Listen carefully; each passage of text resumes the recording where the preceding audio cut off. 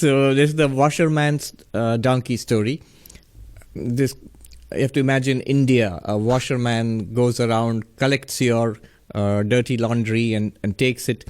And he has a donkey on which he loads the laundry and then takes it to the river side, and then cleans it, washes it thoroughly, spreads it out on the rocks to dry your clothes, and then finally he will fold them nicely, and next day on the same donkey he will go around, do the rounds and deliver the clean clothes back to you.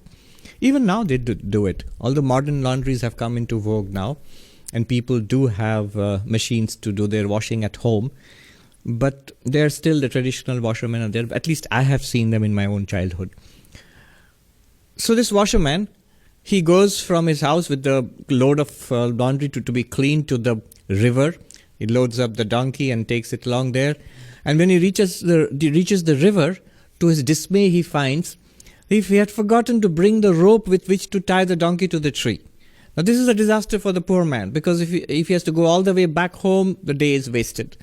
And he can't leave the donkey untied, because if the donkey wanders off, and that's it. It's like the washerman's SUV, he'll be ruined. He's a poor man. And he's now wondering what to do. He can't leave the donkey untended. And a gentleman of the village walks past and says, what's wrong? And the washerman says, oh sir, I'm in so much trouble. This is the problem. I forgot to get the rope. How do I leave the donkey? I have to work hard near the river all day, and I can't keep an eye on the donkey. The man said, there is no problem at all. Just pretend to tie the donkey. Go through the motions. That's all. Yes, just make sure the donkey sees you. So he does that. He pretends to take out the rope and tie it around the neck of the donkey and tie it to the tree, and the donkey is watching him. And then the washerman takes the load of clothes and tentatively goes to the river and looks back at the donkey, and the donkey is also looking back at it, but not moving, staying there near the tree. And the washerman washes the clothes, and once in a while looks back in the distance and sees the donkey is there. He's just eating grass and just staying there near the tree as if it's tied. In the evening, when he's all done, the clothes are washed and dried and folded. He brings them back and loads the donkey and says, "Hut, let's go back home." And the donkey doesn't move. Obviously, the donkey thinks it's tied. The washerman doesn't know what to do. I mean, if it was really tied, he could have untied it. But it's not really tied. What does he do? And he runs to the gentleman's house and says, "Sir, what trouble you have put me in.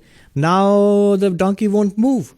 The gentleman said, the solution is very simple. Just pretend to untie it. Just pretend. Yes, just pretend to untie it. Go through the motions. Make sure the donkey sees you. And then the washerman comes back and goes through the charade of untying the non-existent rope. The non-existent rope. And the donkey watches. And then the washerman says, "Hut, let's go."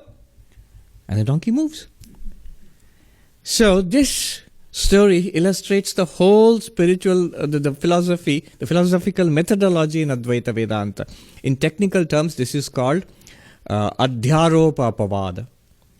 Adhyaropa Apavadabhyam Nishprapancham Prapanchate. This is the phrase. What does it mean? By the method of superimposition and desuperimposition, do the wise teach that which is transcendent, that which is beyond all names and forms and language and conventions, which cannot be expressed, which cannot be even thought about. How do you express the inexpressible, the absolute, being, consciousness, bliss, which is beyond words? Even when you use the words being, consciousness, bliss, what exactly is it that you're referring to?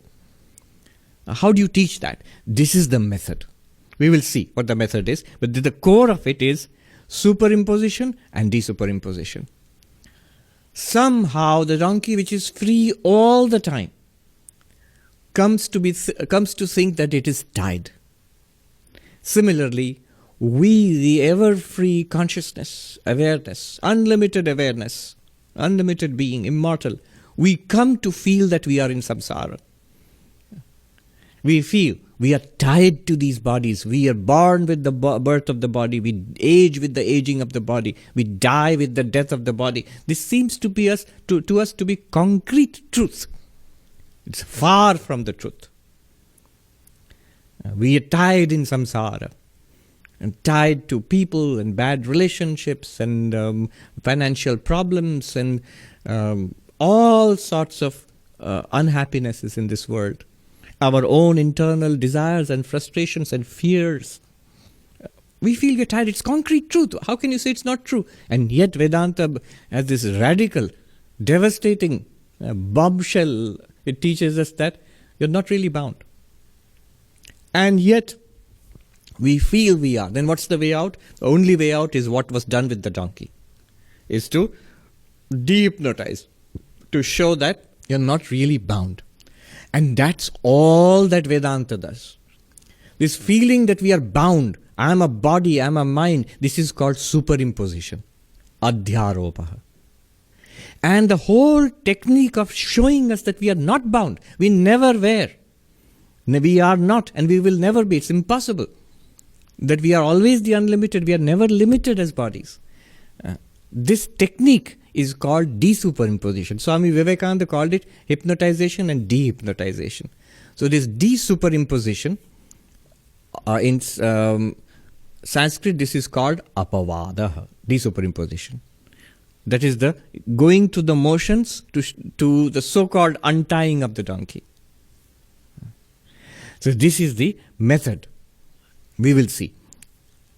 An assignment to all those who are hearing these stories is that when we go through the remaining 4 stories, which will illustrate the central teachings of Vedanta, notice the superimposition and the desuperimposition. Always. In all Vedantic teaching, notice the superimposition, desuperimposition. All the stories, which we will see now, will have this superimposition, desuperimposition. Adhyaropa, apavada. The hypnotization and dehypnotization, pointing to the Vedantic truth.